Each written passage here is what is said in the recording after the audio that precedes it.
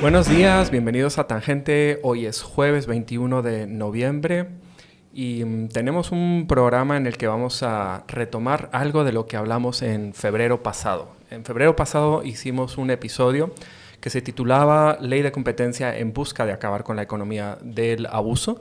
Estuvieron aquí el diputado Samuel Pérez de Semilla y Marcos Palma, uno de los abogados que más notoriamente ha promovido la ley desde hace prácticamente una década o quizá más tiempo. Hoy tenemos con nosotros al viceministro de Economía dedicado a competencia e inversión, Antonio Romero, que ha sido alguien que ha estado muy vinculado con la aprobación de esta ley, y el abogado Luis Fernando Bermejo, miembro de Compite Guate, que ya nos va a explicar en qué consiste. La ley de competencia se acaba de aprobar con un retraso de prácticamente 4 décadas y después de más de 2 décadas de insistencia de parte de muchos diputados y activistas por lograr una. Por fin ha sucedido y vamos a hablar hoy de eso. Viceministro, bienvenido. Luis Fernando, bienvenido. Yo soy Enrique Naveda. Y les quiero empezar preguntando eso. Estamos en el principio del fin de acabar con la economía del abuso. ¿Y cómo lo han vivido en el ministerio? Si lo ven como una victoria completa o una victoria parcial. Gracias, Enrique, y gracias por la invitación. Qué gusto estar acá. Definitivamente lo vemos como un paso muy importante. Como bien dices, este es un tema que se ha venido impulsando por diferentes actores desde hace por lo menos que yo recuerde 2 décadas. Curiosamente, allá por el 2001, yo trabajé en el Ministerio de Economía y ya estábamos desarrollando una propuesta de ley de competencia, o sea, hace 23 años. Y a lo largo de esos años ha habido intentos de promoverla, de llevarla a su aprobación en el Congreso. Ha costado mucho. Guatemala ha sido un país muy resistente a que se apruebe este tipo de normativa y realmente en muchos momentos ha parecido que esto no iba a caminar en Guatemala. Por alguna razón, el hecho de que hoy tengamos una ley de competencia aprobada por el Congreso es un paso muy importante hacia una economía moderna, de estándar internacional en términos de la libertad con la que los empresarios pueden participar en los mercados. Así que desde esa perspectiva en el Ministerio de Economía lo hemos vivido con mucha satisfacción. Durante este año, en esta administración del presidente Arévalo, este ha sido un tema fundamental, central en la agenda de gobierno. El presidente lo ha mencionado reiteradamente y a lo largo del año ha habido momentos en que tuvo más impulso, momentos en que tuvo menos impulso, que parecía que esto ya no iba. Finalmente hubo el apoyo político necesario y aquí estamos con una ley aprobada. Han mencionado gran satisfacción, pero ¿es satisfacción completa o ustedes preferían algo un poco más elaborado, mejor diseñado? Bueno, en un mundo ideal querríamos definitivamente afinar ciertas partes de la ley. No es la ley ideal para nosotros, pero yo te diría que es sorprendentemente buena, suficientemente buena para sentirnos satisfechos, quizá mejor de lo que habríamos pensado que era posible en los distintos momentos políticos que se han vivido este año. Y por eso es la satisfacción. Creemos que es una ley con la que se puede trabajar, se puede instalar una buena institucionalidad y como es el caso de todas las leyes y las leyes de competencia en general, en particular, es una ley perfectible que se puede ir mejorando con el paso del tiempo. Así que es un muy buen comienzo, te diría yo. Gracias. Luis Fernando, el viceministro ha hablado de insólitas resistencias a esta ley durante décadas. ¿A qué le atribuyes que en Guatemala la resistencia haya sido tan poderosa? ¿Y qué es lo que te parece que ha hecho posible que en este momento concreto esta ley haya sido promulgada? Bien, muchas gracias por la invitación, Enrique, estimado viceministro. ¿por qué? Voy a ir por dos partes tal vez la pregunta. ¿Por qué ha existido bastante resistencia? Pues yo creo que una es tal vez conveniencia propia de algunos sectores que consideran que pueden ser afectados que podían ser afectados por las regulaciones, no las regulaciones, por los efectos que pueden tener este tipo de normativas en sus actividades diarias, que pueden estar muy enraizadas en cómo operan. Y el otro también, yo creo que también por desconocimiento. Como no existe una normativa, hay muchísimo desconocimiento, o sea, hay poca capacidad de recurso humano que conozca de la materia abundantemente, y consecuentemente eso se traduce en que no se tengan con claridad los alcances de una normativa, y entonces tal vez hiperbólicamente se crean que pueden ser muy perjudiciales para ciertos grupos económicos o intereses enraizados en la economía de Guatemala.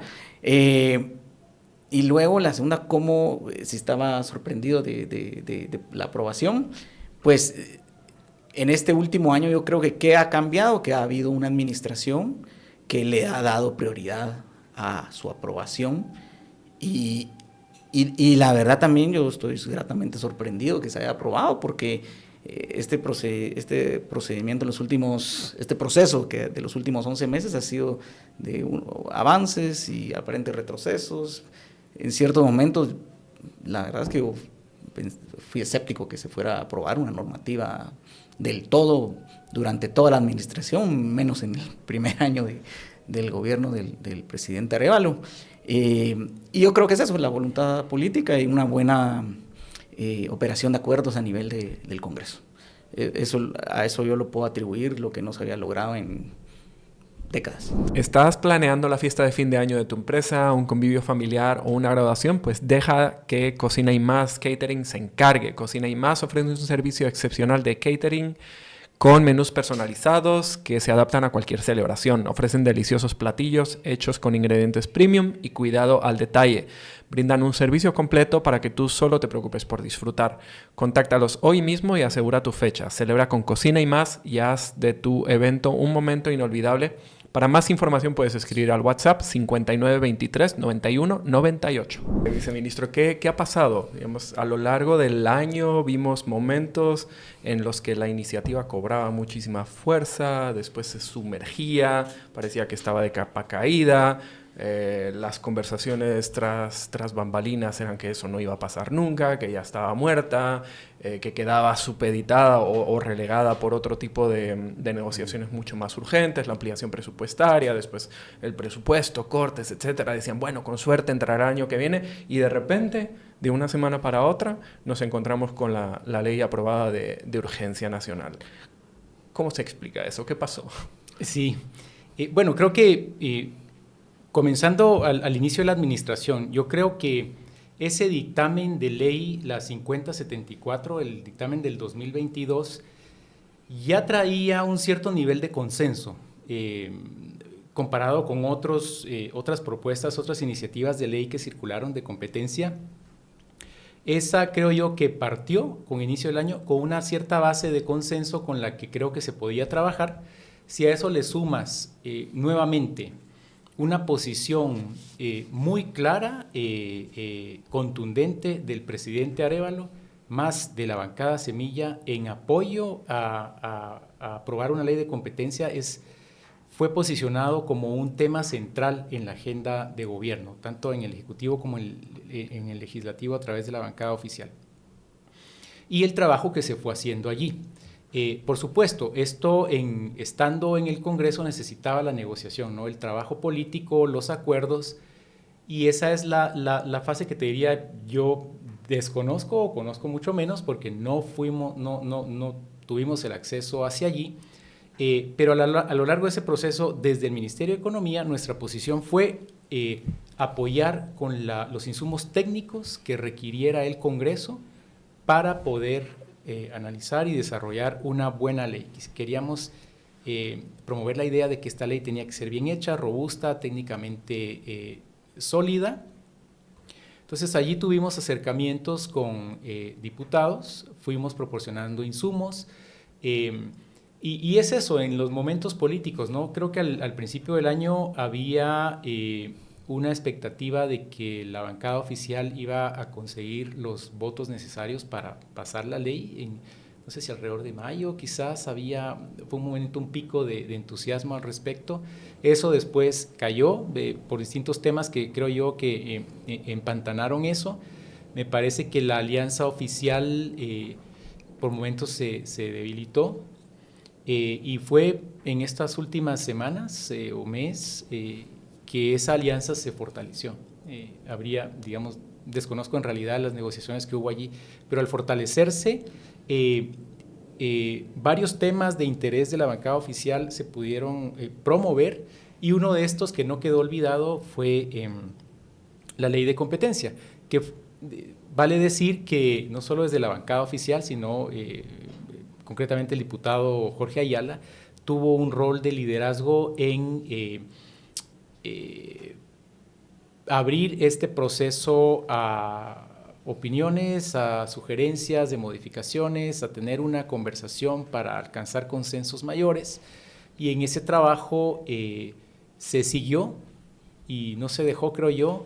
Finalmente el impulso último concluyó en lo que tenemos hoy, una ley aprobada.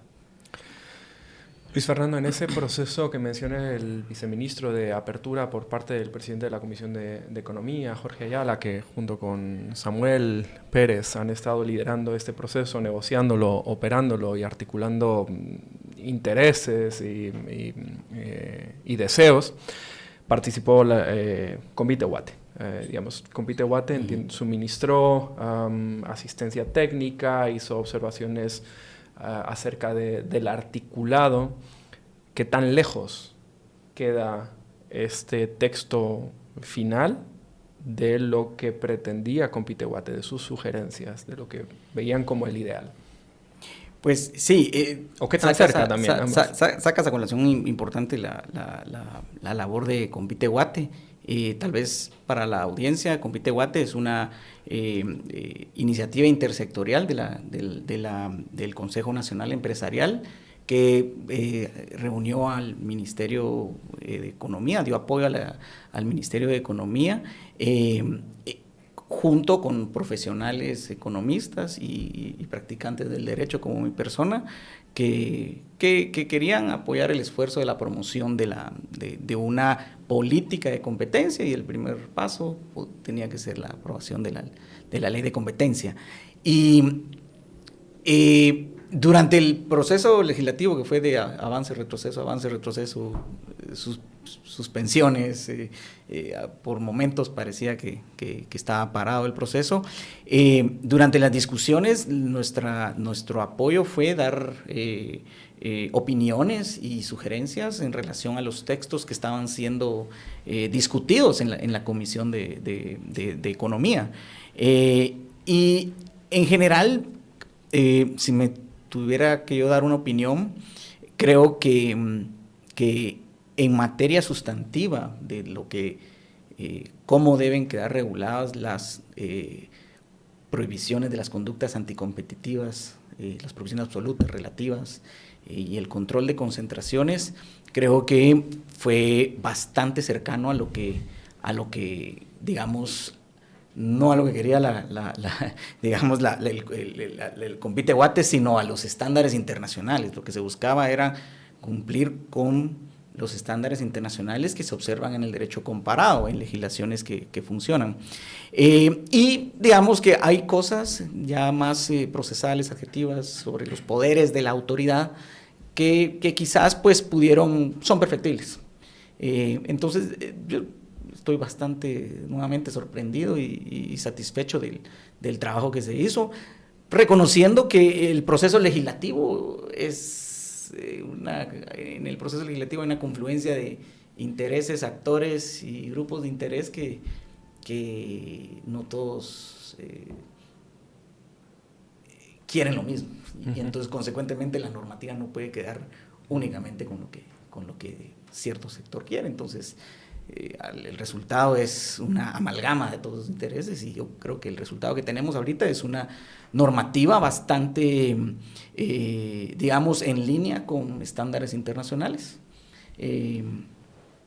Y pues yo me considero un gusto poder colaborar en este esfuerzo. Vamos a entrar poco a poco en algunos de esos detalles. Nuestro patrocinador, Madera San Miguel, ofrece solución integral de productos y servicios de madera y para madera dirigida a fabricantes de muebles y usuarios de productos de madera. En San Miguel ustedes encontrarán cortes precisos y personalizados para satisfacer sus necesidades de diseño. Además, brindan servicios de torno, dando forma con maestría a la madera y con atención al detalle. Visiten cualquiera de sus tiendas por todo el país para recibir asesoría o la página web sanmiguelmadera.com. Estoy viendo que los dos tienen cierto acuerdo en que la ley es satisfactoria, por lo menos. Y probablemente mejor de lo que se pensaba que se iba a obtener, aunque no necesariamente perfecta o lejos de ser perfecta, y hay ciertas cosas que entiendo que les causan resquemor. Pero partiendo de la base de que es, como dicen ustedes, una ley bastante buena, una ley satisfactoria, y de la idea de que durante estos años se ha promovido esta ley bajo la idea de que contribuiría a hacer más eficiente el mercado y que eso significaría potenciales calidades mejores de los productos, precios potencialmente más bajos y quizá mejores tiempos. Quisiera decir, ahora que ya está la ley, ¿qué expectativas pueden tener los empresarios, los trabajadores y los ciudadanos en general como consumidores? ¿Y a qué plazo vista? Porque ya leí algunos chistes por ahí que decían, bueno, ya los precios hoy están más bajos. ¿No? ¿De cuánto tiempo estamos hablando? La ley establece algunos tiempos básicos, los 2 primeros años para armar la autoridad, la entidad, para fortalecerla, para comenzar con promoción, y a partir del primer día del tercer año, ya un funcionamiento pleno. Pero funcionamiento pleno a partir del tercer año no significa resultados plenos a partir del tercer año. ¿Qué expectativas creen ustedes que pueden tener empresarios, trabajadores y consumidores? Sí, bueno, precisamente lo que hay que tener claro es que esto conlleva un proceso de construcción institucional en primer lugar, porque la función de protección de la competencia, de defensa de la competencia, es una función compleja. Se basa en entender los mercados, los comportamientos, sus estructuras, y esto no es fácil, y en un país como Guatemala quizá más difícil aún, porque para esto se necesita mucha información, se necesitan datos, se necesita análisis desde la perspectiva económica, desde la perspectiva legal, y construir esas capacidades institucionales al nivel necesario lleva tiempo. Y ciertamente en nuestro país creo yo que esa es una de las áreas de trabajo que hay que atacar primero, es construir la capacidad humana para tener los profesionales que pueden ejercer la función dentro de la superintendencia de competencia. Buscar trabajo también es un trabajo y Transdoc está aquí para facilitarlo. Con más de 2,000 plazas diarias, las oportunidades están a su alcance. Visiten transdoc.com o escriban a info@transdoc.com. Entonces, eso a lo largo de estos 2 primeros años, antes de que funcione plenamente la superintendencia, va a ser lo que, pienso yo, va a ocupar el trabajo de las autoridades. Tiene también primero que hay varios puntos, ¿no? Tiene que hacerse un reglamento para la operación para operativizar la ley. Tienen que nombrarse los directores que conforman el órgano de autoridad máximo de la superintendencia. Tiene que nombrarse un superintendente y ir en esa construcción. Yo creo que lo primero también es la parte de la promoción de la competencia o de la cultura de la competencia, ¿no? Es comunicar, hacer entender a la población e informar a la población que con este marco regulatorio hay una serie de prácticas que posiblemente han sido normales, consuetudinarias en el país, que ahora van a ser fiscalizadas por una autoridad donde pueden existir penalizaciones para las empresas por incurrir en esas prácticas. Entonces, la labor de promoción, de generar una cultura de competencia va a ser parte del trabajo. De allí puede devenir quizá el principio de cambios de conducta, quizá ante la expectativa de que esto viene, y con más fuerza una vez que la entidad funcione plenamente. A partir de allí, pues ya vas a tener ese garrote, ¿no?, de la autoridad que puede venir, te puede investigar y puede ser penalizado si estás incurriendo en prácticas anticompetitivas. La entidad puede recibir denuncias de quienes se sienten afectados por prácticas anticompetitivas, y eso, creo yo, definitivamente tendrá un efecto en el comportamiento de las empresas, a moverse hacia la competencia, dejar prácticas anticompetitivas y competir, de donde devendría el potencial a mayores eficiencias para ganar mercado, mejores precios para ganar clientes, innovación. Y ese es el resultado que, bueno, estamos hablando en un mediano plazo, podríamos llegar a tener, pero no es un resultado menor. Si uno imagina si esto se hubiera aprobado hace 10 años, ¿qué habría pasado? ¿Cómo estaría nuestra economía ahora si tuviéramos desde hace 10 años una institución que hubiera instalado una cultura de cumplimiento, de competencia? ¿Qué ganancias económicas podrían haber surgido por una competencia incrementada, por empresarios que pueden entrar al mercado y pueden apostar a su negocio porque no se sienten intimidados ante las prácticas anticompetitivas de las empresas ya instaladas o de los cárteles? Entonces, ¿cómo estaría hoy? Píntenos una imagen, descríbanos el mundo si esto hubiera pasado. ¿Qué significaría eso para el ciudadano común? Bueno, tal vez voy a responder tu primera pregunta y luego voy a llegar a eso. Hay que distinguir dos, con la entrada en vigencia de la ley, hay dos facetas de entrada en vigencia, digamos. Primero es que entre en vigencia en un relativamente corto plazo para comenzar a crear la institucionalidad. Y entonces ahí el reto es que básicamente esta ley, hay que decirlo, está creando una industria,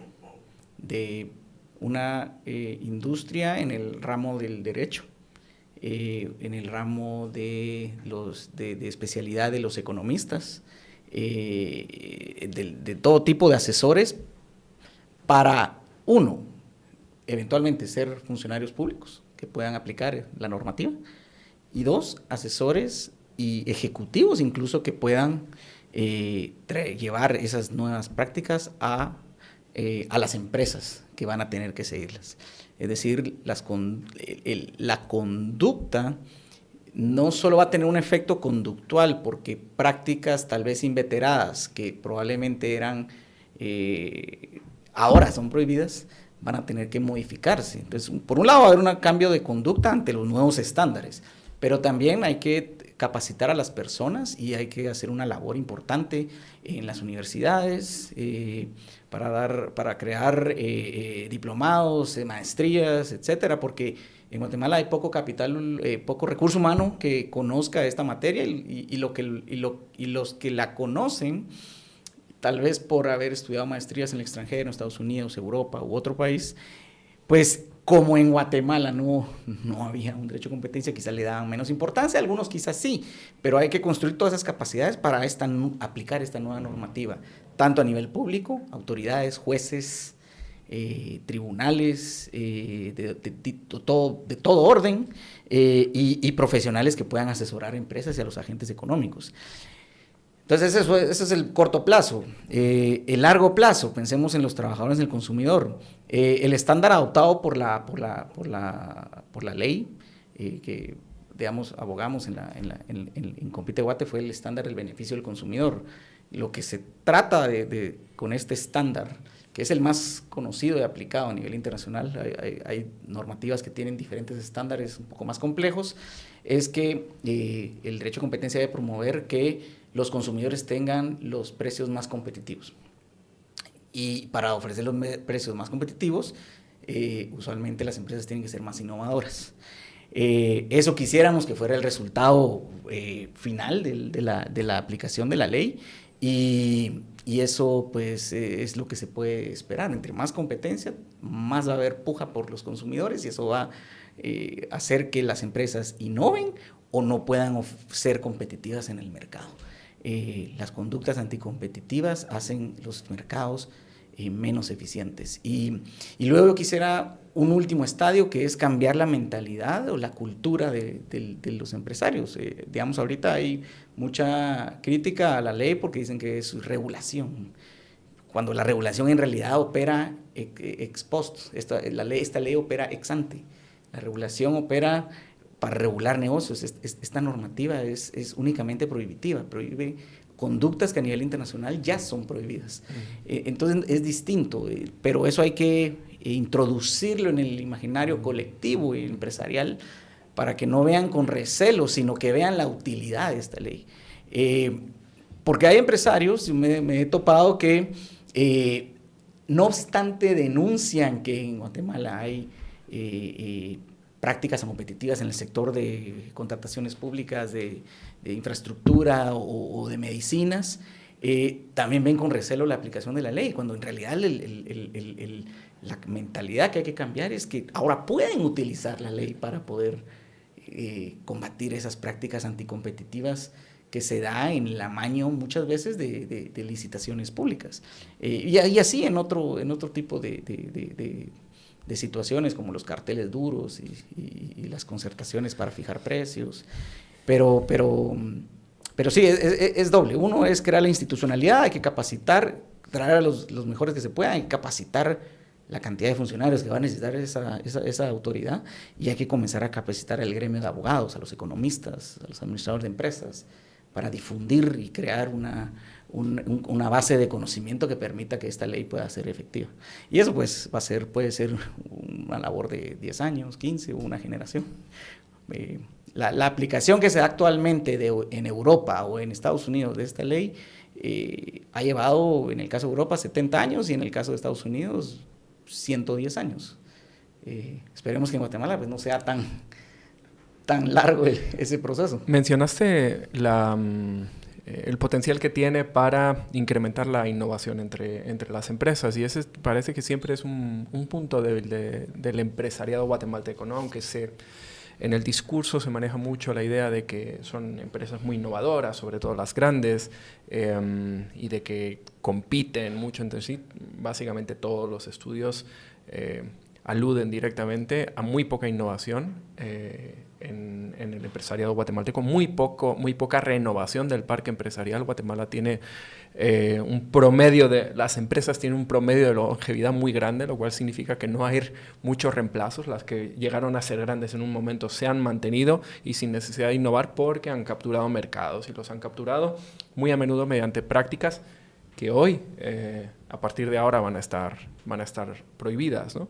Y además eso genera una necesidad mínima de inversión y reinversión de sus ingresos, porque tienden a crecer hacia sectores de poca innovación, de poco valor agregado y en los que recogen frutos fáciles. Digamos que una ley como esta debería contribuir a modificar eso. Y ¿cuánto tiempo es realista pensar que puede tardar en darle la vuelta a esa estructura de mercado y a esas prácticas de mercado que van más allá de la mala práctica del abuso, de la posición, pero que tienen más que ver con la lógica en la que operan, sobre todo las grandes empresas, las empresas más concentradoras? Tal vez... Pues calcular en términos de años puede ser algo así, es un ejercicio especulativo, pero pues ojalá sea lo más rápido posible. Va a depender de que lleguen a los puestos de dirección las personas con las capacidades necesarias, y también, por qué no decirlo, con el valor suficiente para poder poner en ejecución estas normativas. Y luego hay que verlo. El rol del sistema judicial, del organismo judicial, va a ser clave. Porque podemos tener una institucionalidad muy fuerte a nivel de autoridad de competencia, pero si en los tribunales se van a ir a, digamos, entre comillas, a morir los casos, y por ende las sanciones no lleguen a darse las sanciones sobre conductas incompetitivas que quizás se esperan, y con ende la sociedad vea el disuasivo, pues puede ser que eso afecte en el imaginario colectivo y en traducirse los frutos culturales, empresariales que se quiere. Hay un tema que creo que es importante, que es que la superintendencia va a tener una labor muy importante en la promoción de la competencia. Y una arista de la promoción de la competencia es que la autoridad de competencia, la superintendencia, pueda le pidan opinión sobre normativa, microrregulación, reglamentos, etcétera, en la que puedan existir barreras a la competencia. Y eso es muy importante porque muchas veces la microrregulación es como es el instrumento por el cual se capturan los mercados. Y entonces eso también va a ser, dependiendo cómo funcione la labor de promoción de la competencia, va a poderse, y qué tan proactivos sean en la promoción de la competencia, en el ejercicio de esa función de promoción de la competencia, pues van a ir reduciendo esas capturas de mercados que han existido. Entonces, y promover con ello la innovación que se quiere. Viceministro, usted está al frente de dos áreas clave del ministerio: competencia e inversión. Entre los inversores, ¿en qué sectores ha encontrado más miedos y en qué sectores ha encontrado más entusiasmo por esta ley? ¿Y cómo ha respondido tanto a los miedos como a los entusiasmos? No sé si podría hablar en términos de sectores. Yo diría que he encontrado entusiasmo generalizado. Nosotros pues trabajamos con inversión extranjera, ¿no? Entonces estamos todo el tiempo recibiendo potenciales inversionistas que vienen a explorar el país, o inversionistas que ya están instalados en el país y quieren seguir invirtiendo. Y denominador común es hablar de ley de competencia, porque probablemente al no ser de empresas nacionales, tienen, si quieres, de entrada una desventaja en cuanto a que vienen de fuera, no son parte de la comunidad y tienen que aprender la cultura de negocios de acá e instalarse. Cuando ya hay empresas incumbentes en los distintos sectores, puede haber empresas con posición de dominio. Entonces, para ellos es particularmente relevante que exista protección frente a prácticas anticompetitivas que, dicho sea de paso, ellos conocen, ¿no? Por lo menos lo que se dice, lo que se percibe de la existencia de prácticas anticompetitivas en sus sectores. Entonces sí es un elemento muy importante, yo creo que a lo largo de todos los sectores que atendemos.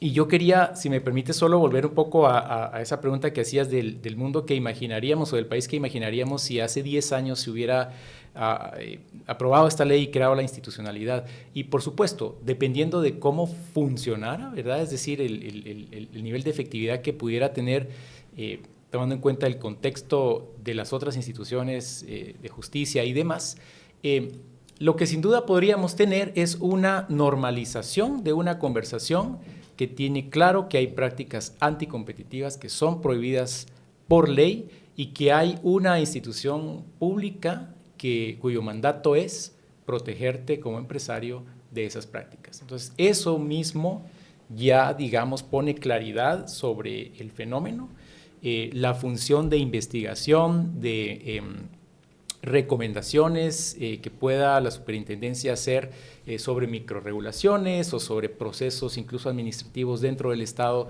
que pudieran estar generando distorsiones en los mercados. Esos son, digamos, contribuciones a una conversación, a un entendimiento que finalmente, creo yo, redunda en cambios comportamentales que a la medida que pasa el tiempo y si el esfuerzo se mantiene, generan transformaciones. Entonces, si pudiéramos haber avanzado 10 años en ello, yo estoy seguro que veríamos cambios. Déjeme que le interrumpa ahí. Estamos hablando muy abstracto de prácticas anticompetitivas, etcétera. Y no sé si todo el mundo nos está entendiendo. ¿De qué prácticas anticompetitivas estamos hablando? Digamos, no existía una ley de competencia, no existía una autoridad, no hay investigación constante acerca de esto, y de hecho es algo que ha penalizado el mercado cuando universidades, institutos u otras organizaciones han intentado acercarse a ese problema, les han venido con el mazo y les han dicho, ahí no se investiga, ¿verdad? Pero tenemos una idea de cuáles son las principales prácticas anticompetitivas en Guatemala. Yo he oído, por ejemplo, que es la cartelización, ¿no? No sé si estén de acuerdo o si tienen la misma impresión. ¿Qué es un cartel y por qué está prohibido un cartel? ¿Qué efecto tiene para la gente que exista un cartel? ¿Nos pueden poner ejemplos? Sí, claro. Bueno, para hablar de lo que quizá pueda conocer la gente, no hace mucho se denunció públicamente en el ámbito de las farmacias, ¿no? Alguien decía, una empresa extranjera que viene a Guatemala y que se enfrenta aquí a un cártel que le dice, mira, tienes que alinearte, tienes que trabajar con nosotros, no puedes fijar los precios que tú quieras, lo tenemos que hacer en acuerdo. Y si no te alineas, te va a ir mal, entonces te vamos a ir sacando del mercado. Ese es el tipo de cosas, ¿no? Y con eso lo que haces es que permites a un grupo de empresas que forman el cártel acomodarse, ser ellas en función no de la competencia, sino de su comodidad, quienes fijan el precio y la calidad y la oferta de productos, porque no tienen el aliciente de la competencia para cambiarlo. Entonces, yo creo que ese es un ejemplo muy claro que en el caso de las medicinas, en lo que redunda es que se puede fijar un precio más alto a la población del que tendrías si no existiera el cártel que impide que nuevas empresas más eficientes o que traen una propuesta distinta puedan entrar al mercado. Y eso redunda finalmente en lo que pagamos todos al ir a la farmacia, al ir al hospital. Sí, digamos, un tema que he tenido la oportunidad de estudiar es el tema de las contrataciones públicas, de infraestructura, o en general las compras públicas.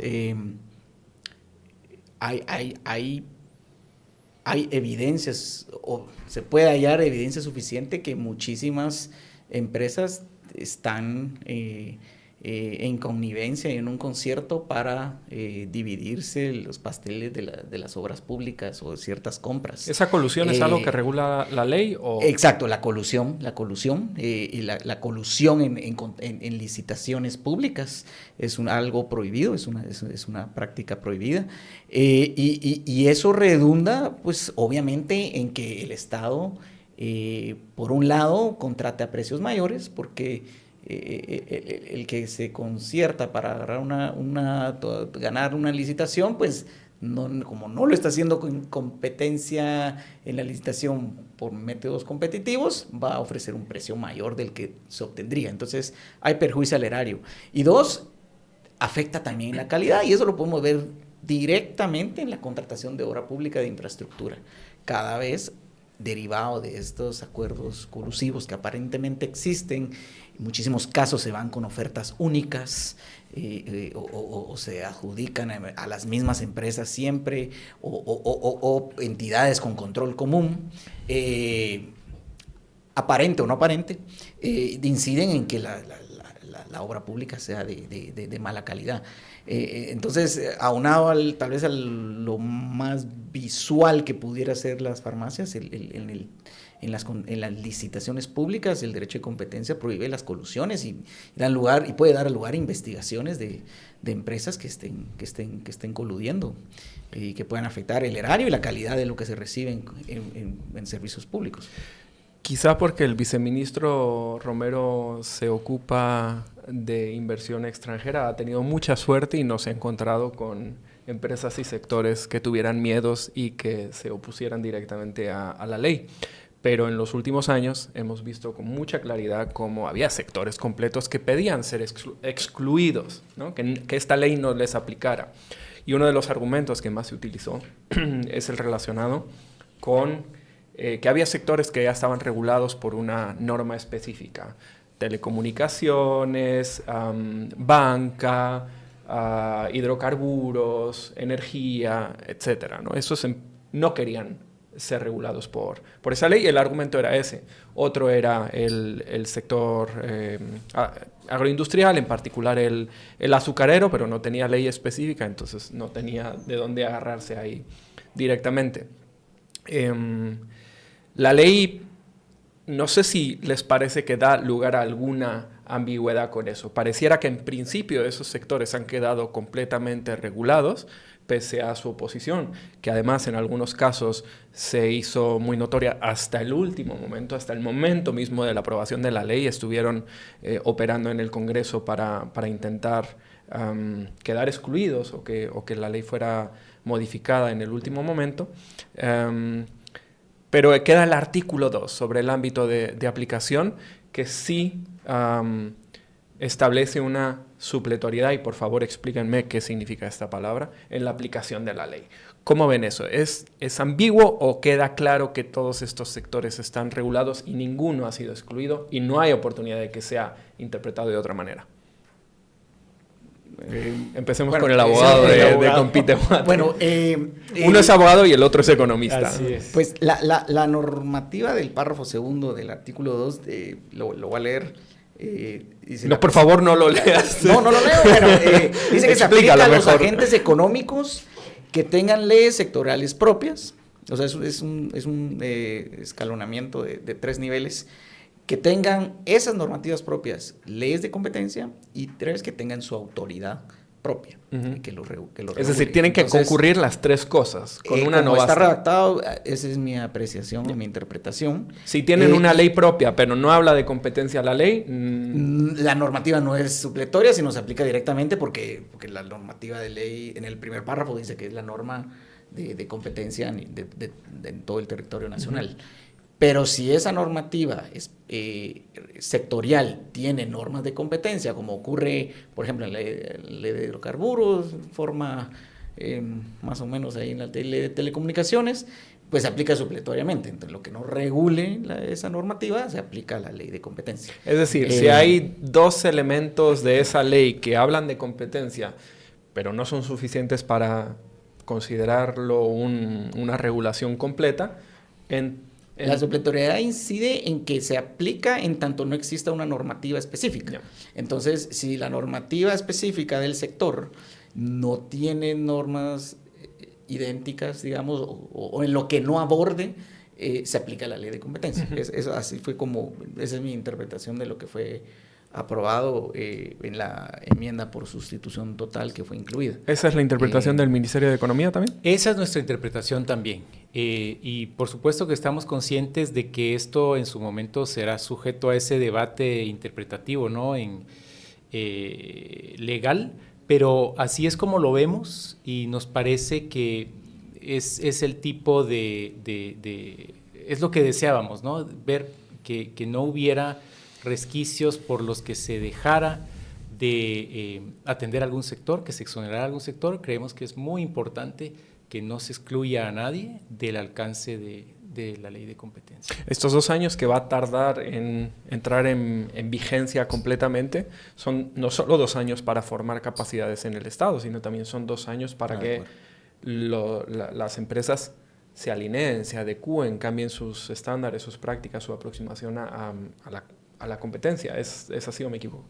Así es, Enrique. Las empresas tienen, yo creo que es un plazo relativamente bastante razonable, 2 años en los que van a poder adecuar sus manuales de compliance, sus manuales operativos, la forma de educar a los ejecutivos sobre cómo pueden ser los contactos con la competencia, aprender e implementar mejores prácticas sobre cómo contratan con su cadena de suministro, sus comunicaciones internas.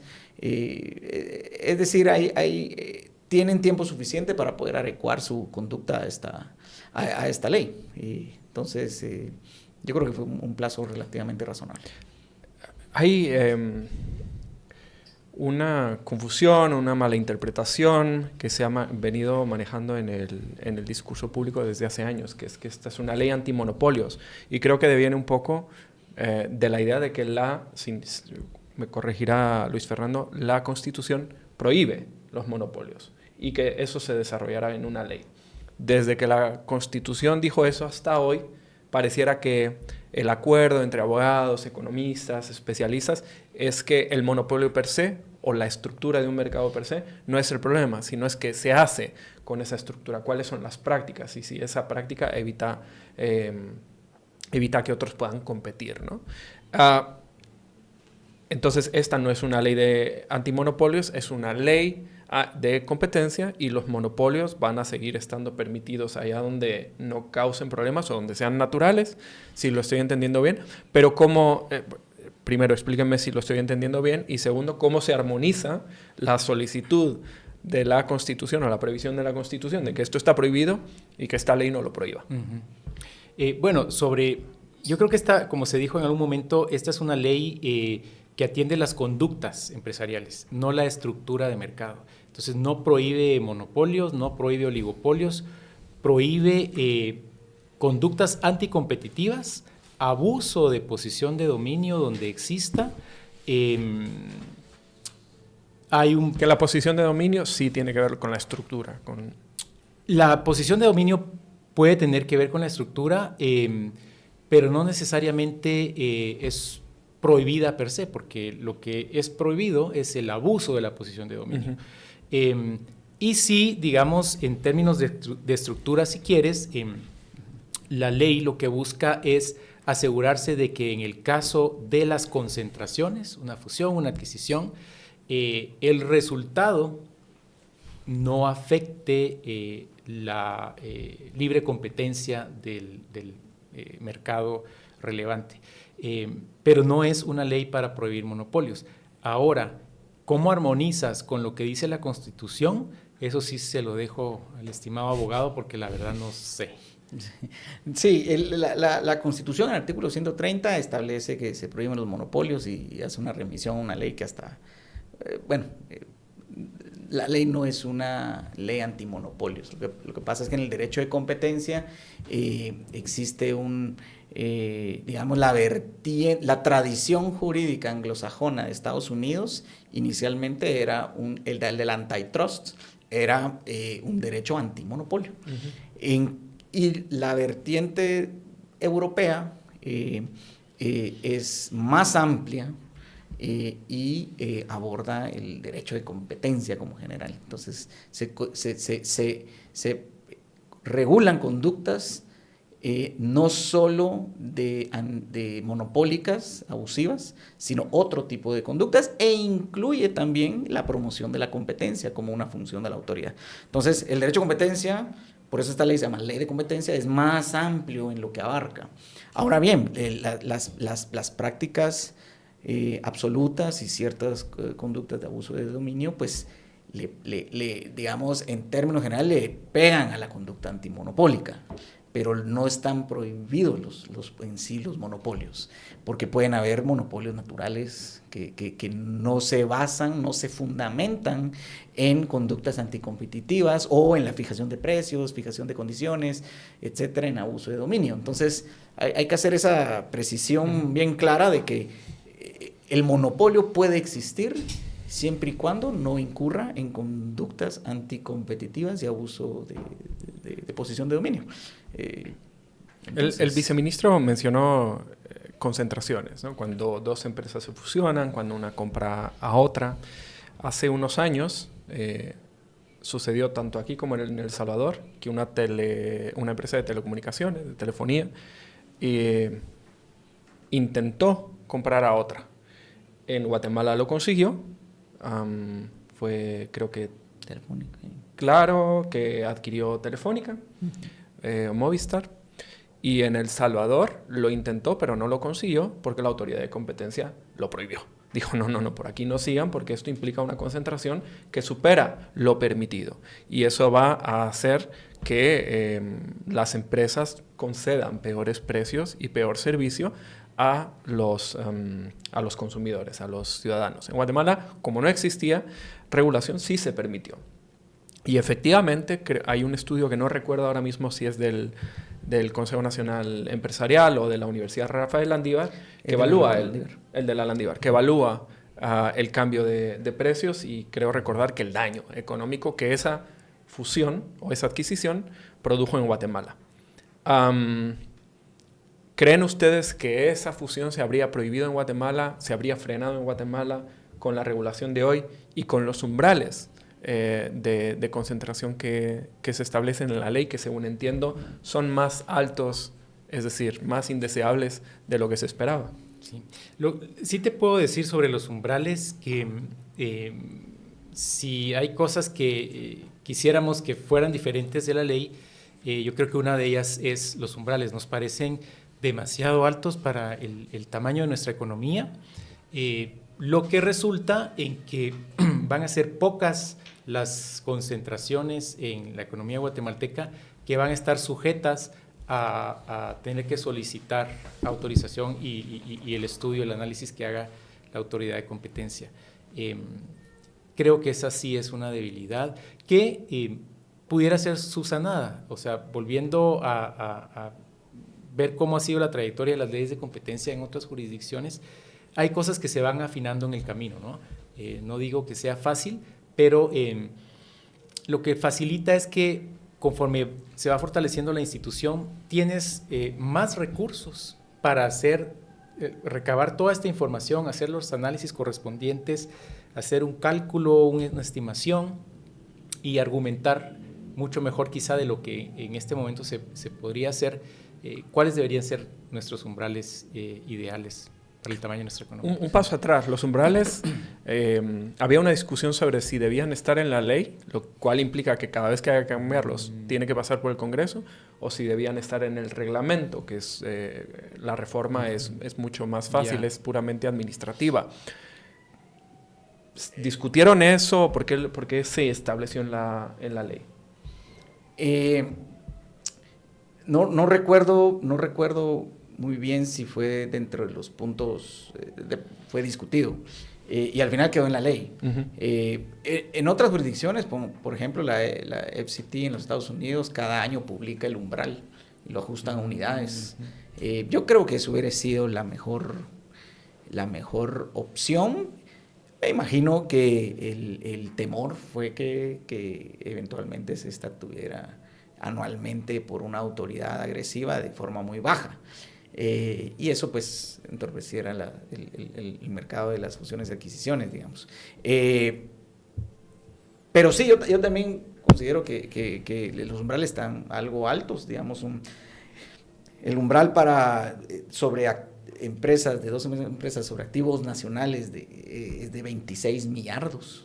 Y en el caso hay dos estándares, por la concentración en activos en las empresas, en el territorio, y por ingresos que tienen anualmente, es conjuntivo, y el otro por 9 millones, por salario mínimo son 35 millardos. Pocas empresas pueden... Eso quiere decir que si una fusión, una adquisición la combinación no supera, en la combinación de las empresas no superan esos valores, no tienen que avisar a la autoridad de competencia para que... No tienen que pedir autorización. No tienen que pedir exactamente. Entonces... Y que no tengan que pedir autorización quiere decir también que la autoridad no lo puede revisar y revocar. Exacto. O sí lo podría hacer de oficio. No me pides autorización, pero yo me meto a investigar y veo que sí vas a tener un impacto grande y nocivo en el mercado. El umbral sirve... acciona el mecanismo por el cual puede autoridad. Si te quedas excluido, ya la autoridad no puede actuar. Uh-huh. Puede actuar si le proporcionas información falsa. Uh-huh.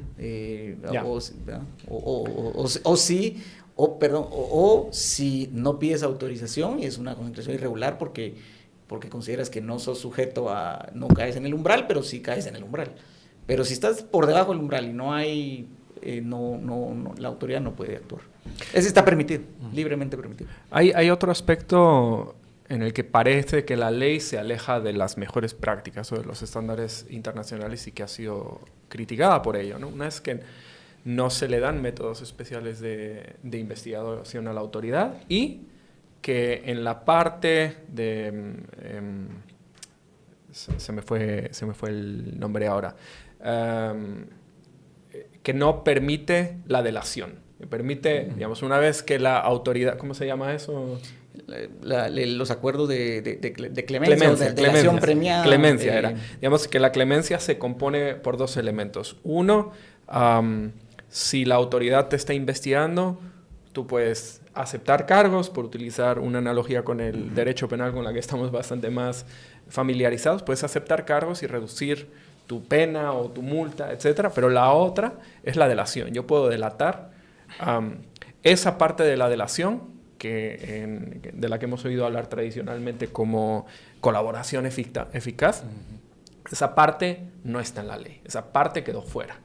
¿Qué significa que esto haya quedado fuera? Sí. En el contexto latinoamericano. Sí. Desde nuestra perspectiva, esa era una de las cosas que, de nuevo, nos habría gustado ver en la ley, porque nos parece que es un instrumento que facilita determinar las prácticas anticompetitivas, la colusión, cuando hay acuerdos colusivos y hay alguien dentro de esos acuerdos que se acerca a la autoridad y denuncia. Entonces, al haber ahí una figura de clemencia, facilita, da un incentivo a la denuncia, al primer denunciante, y esa es una herramienta poderosa. Ahora bien, si en el contexto guatemalteco funcionaría o no, habría que verlo, ¿verdad? Pero sí me parece que se quitó una herramienta que podría ayudar en esa identificación de prácticas anticompetitivas. Fernando, ¿tú tienes una idea de por qué en el contexto guatemalteco esa herramienta, con ser útil y todo, quizá no sea tan eficiente como en otras latitudes? Bueno, en derecho comparado, cuando uno revisa en sociedades abiertas, sofisticadas y donde la concentración económica no es importante, los acuerdos de delación son una herramienta muy útil para desmantelar lo que se llaman los carteles duros, los hard cartels y la conducta colusiva. Pero en sociedades cerradas, con concentración económica alta, donde hay muchísimas relaciones interconexas de familia y negocios y en distintos giros e industrias, como ocurre en Guatemala, donde familias son accionistas en distintos rubros de las empresas y están casados entre sí, unos son primos y otros son mamás y se conocen, otros son amigos del colegio. La experiencia comparada dice que, y principalmente en sociedades latinoamericanas, es que los acuerdos de clemencia son menos efectivos, precisamente porque esa maraña de relaciones lo hace más difícil que una persona pueda delatar a otro que pueda ser su pariente, su socio en otra industria, su ejecutivo o tenga relaciones de familiares o de amistad profundas. Pero mi apreciación del tema es que esta figura no se incluyó derivado de la asociación con la figura de la colaboración eficaz y el trauma que se tuvo alrededor de esa figura durante los años en que en Guatemala se luchó contra la corrupción, me parece un siglo ya. Y entonces yo creo que como se vio mucho que familiares o empresarios que eran socios delataban a otros, yo creo que hubo temor en el empresariado que eso pudiera ocurrir y yo creo que por eso tal vez se negoció, pero esto es pura especulación mía. Se oían cosas, pero yo creo que eso fue. Pero en general ese es un problema de sociedades como las latinoamericanas, que hay mucha interconexión de negocios, familia y amistad sobre todo en las élites económicas. Exacto, en una economía muy concentrada. Has mencionado un concepto que me lleva a uno de los dos ejemplos que quería poner para ilustrar esto, que es la maraña, ¿no? La maraña es una idea que Alejandra Colom utiliza en un libro que hicimos hace años en Plaza Pública que se llama Disidencia y Disciplina y se titula como el sector... Tienes que leerlo. Cómo el sector privado tradicional sofoca el disenso, o algo por el estilo era el titular, que da una buena idea del libro, ¿no? Y ella explicaba cómo ese entreveramiento de relaciones, esa maraña, hace que nadie se pueda salir de ahí a riesgo de ser castigado y ser expulsado, ser mandado al ostracismo, ¿no? Que es algo que nadie quiere. Es algo que ocurría incluso no con quienes... cuestionaban legalmente los negocios de los demás, sino simplemente con aquellos que manifestaban opiniones políticas distintas en torno a la CICIG, en torno a la corrupción, en torno a la captura del Estado por parte del empresariado, ¿no? Y trataron de cambiarlo. Fueron o expulsados o sometidos en una época muy concreta de Guatemala. Entonces la maraña me remitió a eso, que creo que es un buen ejemplo en otro ámbito de esto que dicen. Y el segundo, que está relacionado, pero no es exactamente el mismo, tiene que ver con la aplicación de los derechos laborales y cómo muchos trabajadores cuyos derechos han sido violados flagrantemente no se atreven a ir a denunciarlo porque quedan estigmatizados para siempre frente a muchas empresas que ya no les van a contratar jamás porque se han atrevido a exigir lo que les corresponde, ¿no? Que son derechos. Lists. Entonces hay listas negras, hay... que es una conducta anticompetitiva. Es una conducta anticompetitiva. En ciertos lares. Pero aquí no. Bueno, pudiera caber en alguna... Tendría que ser el análisis, pero blacklisting es... entre empresarios, tal vez no aplicado, sería una conducta anticompetitiva. Ya. Es la denegación, claro. Es la denegación de contratar, pudiese ser, pero sí. Pero este no es un problema solo de las sociedades latinoamericanas. Cuando tú oyes a los expertos de la... Digamos, tuvimos un desayuno con un experto de la FCT estadounidense, en donde él sacaba a colación que ellos asesoran a muchos países y han tenido contacto con Latinoamérica y decían que este era un problema en general de todas las sociedades latinoamericanas o en general de las cerradas, sociedades pequeñas, cerradas y concentradas. La concentración económica es grande. Pero sí, digamos, yo creo que eso incidió en que la figura de la delación premiada no se diera, sino que solo cuando ya tienes un procedimiento encima puedas acogerte al beneficio, pero eso pues elimina el beneficio de que el solo miedo de poder ser investigado ayuda a la autoridad por la delación a desmantelar cárteles. Tengo muchas más preguntas en particular sobre estos detalles en los que puede estar la trampa y donde hemos quedado quizá un poco más insatisfechos, pero no quiero tenerles secuestrados aquí todo el día. Así que me voy a limitar a dos. La asignación de la autoridad, el proceso de convocatoria y de elección de autoridades, que es clave también para determinar o para afirmar la autonomía de la institución, ¿no? ¿Qué esperan de ese proceso? ¿Cómo se va a dar? ¿Cuándo va a empezar? ¿Cómo creen que debe ocurrir?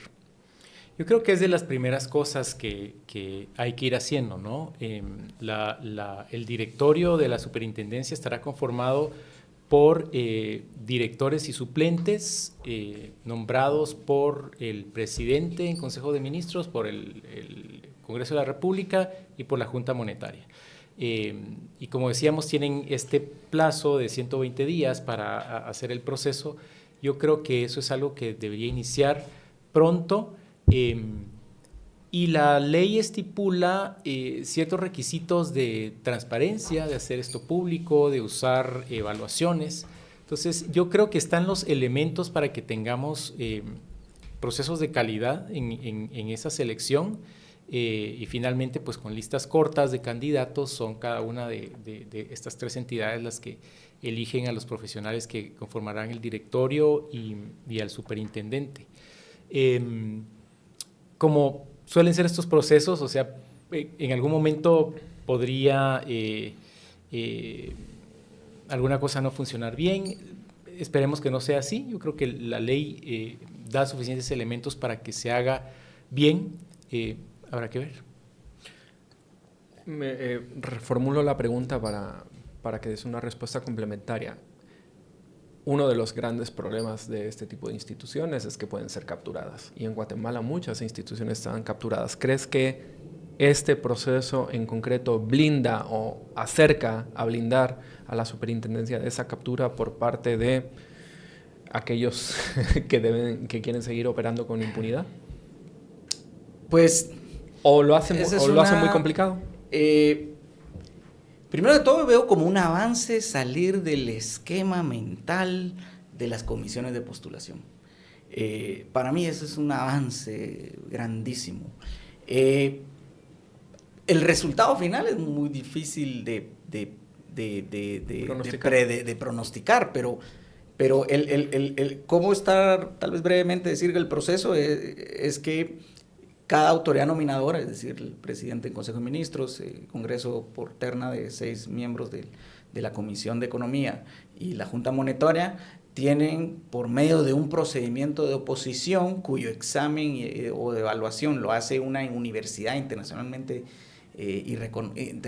reconocida en derecho de competencia, que esperemos pues, que sean universidades serias, no las de cartón que tenemos, algunas que tenemos acá, puede llevar a que una evaluación objetiva, que se dice que se debe graduar por notas, de las mejores notas,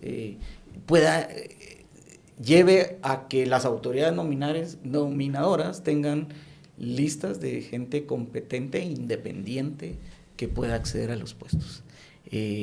Nuevamente veo como un logro de la ley que la conformación de la institucionalidad haya sido de esa forma y no por el procedimiento corporativo de elección por medio de órganos intermedios, que el Colegio de Abogados, Colegio de Ingenieros, lo que tanto nos gusta en Guatemala y que tan viciado y politizado ha hecho las instituciones. Entonces, yo creo que el procedimiento está bien divisado. Digamos, es cualitativamente mejor que el modelo de comisiones de postulación que estaba en la propuesta original de la iniciativa 5074 del 2016. Viceministro, terminamos con usted y quiero saber cómo va a abordar el MINECO, el Ministerio de Economía, este proceso de implantación de la ley, por un lado. Si va a participar en el diseño del reglamento, todo lo que tenga que ver con la puesta en práctica de la ley. Pero también con otro elemento que no necesariamente se deriva de la ley, pero que la ley puede potenciar, que es una política de competencia, que eso sí le corresponde enteramente al Ministerio. ¿Qué proceso están viendo para diseñar e impulsar una política de competencia y hacia dónde la quiere dirigir usted? Precisamente, con la aprobación de la ley, que ha sido a donde hemos apuntado los esfuerzos desde el Ministerio de Economía en el tema de competencia, el paso siguiente para nosotros prioritario es retomar el análisis y discusión de una política de competencia. Estamos ya revisando lo que se ha hecho al respecto, qué camino se ha recorrido. Hay algunas propuestas ya, las estamos revisando y queremos trabajar en desarrollarlas a partir del próximo año. Creemos que es muy importante. Sí nos parecía importante también que no se pretendiera sustituir la ley por la política, que era una postura que en su momento algunos defendían, y de esa cuenta, en la coyuntura del año, en términos de los consensos y los apoyos que había en el Congreso, nos pareció más oportuno abocar nuestros esfuerzos hacia impulsar la aprobación de la ley y después, como lo vamos a hacer ahora, trabajar en la política. Pero creo que es eso algo que podríamos hacer en un tiempo relativamente corto para acuerpar ya la ley vigente.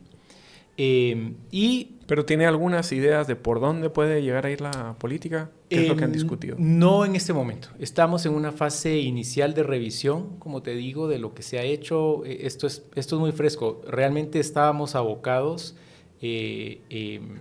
a la parte de apoyar el proceso legislativo de la ley. Y la otra parte en la que vamos a entrar muy fuertemente en estos años de transición es en los procesos de capacitación de profesionales.